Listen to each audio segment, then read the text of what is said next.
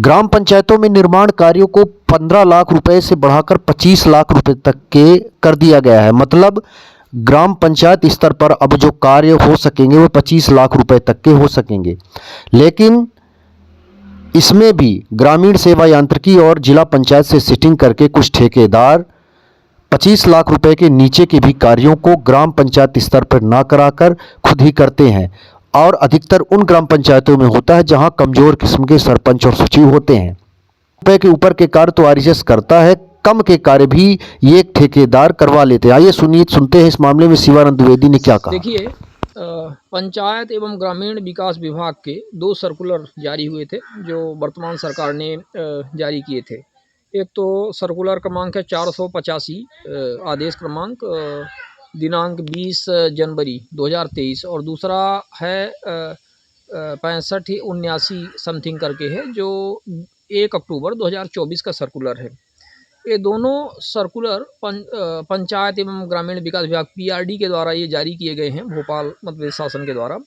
और इसमें जो प्रशासकीय स्वीकृति है, आदेश, वो ग्राम पंचायतों को जो कार्य करने की शक्तियाँ जो प्रदान की गई हैं कि कितने राशि तक के वो काम कर सकते हैं, कितने राशि तक की वो प्रशासकीय स्वीकृति जारी कर सकते हैं।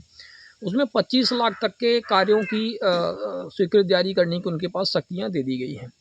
अब बड़ा सवाल यह है कि जो वर्तमान में हम रीवा ज़िले की बात कर रहे हैं, अभी रीवा और मऊगंज की, ये पूरे बदस्तूर पूरे मध्य प्रदेश में इस तरह से चल रहा है, जो प्रक्रिया चल रही है। तो जो ग्राम पंचायतों की शक्तियां जो बढ़ाई गई हैं उस पर ग्रामीण विकास विभाग के द्वारा और कुछ दलाल किस्म के ठेकेदारों के द्वारा जो विभिन्न प्रकार के फैले हुए हैं, जो अपनी ठेकेदारी चला रहे हैं,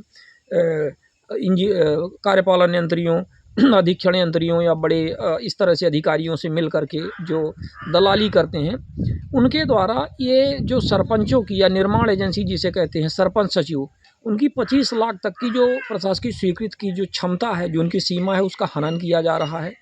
और ऐसे कार्यों को भी जो 25 लाख की सीमा के नीचे हैं, उन कार्यों को भी ऐसे ठेकेदारों को दिया जा रहा है अपनी सेटिंग बना करके, और उसमें अच्छी खासी कमीशन खोरी चल रही है।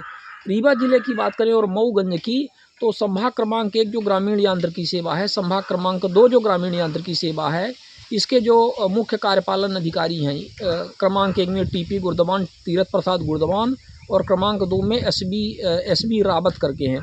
ये लोग क्या कर रहे हैं कि ये ठेकेदारों से अपना जुगाड़ सेटलमेंट करके उनसे कमीशन लेकर के ये करोड़ों की राशि को इसी तरह से ठेकेदारों को दे रहे हैं, जबकि इनका कोई अधिकार नहीं है। जैसे सुदूर सड़क ज़्यादातर बन रही हैं, पीसीसी सड़क या सुदूर सड़क बन रही हैं, पंचायत भवन बन रहे हैं, या इस तरह से अन्य चीज़ें बन रही हैं, भवन बन रहे हैं, भवन निर्माण हो रहे हैं, सभी में ये पंचायती सीमा का हस्तक्षेप कर रहे हैं। आखिर इनकी क्या आवश्यकता है उसमें?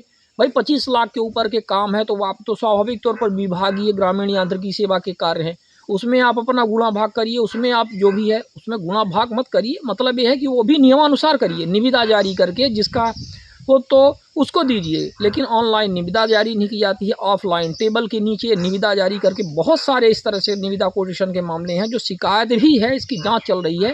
तो इस तरह से इनकी कार्यप्रणाली चल रही है। तो हमारा सिर्फ इसमें कहना ये है कि ग्राम पंचायतों का जो अधिकार क्षेत्र है उसमें ये हनन बिल्कुल ना करें, और 25 लाख तक की सीमा जो निर्धारित की गई है शासन के द्वारा, दिशा निर्देश आदेश जारी किए गए हैं, वो पंचायतों के अंतर्गत ही होने चाहिए। और उन सुदूर सड़कों या किसी भी तरह के 25 लाख के नीचे तक के काम में किसी भी तरह का कोई ग्रामीण यांत्रिकी सेवा या अन्य विभागीय कार्यों की पंचायत को छोड़ करके, ग्राम पंचायत को छोड़ करके कोई हस्तक्षेप नहीं होना चाहिए।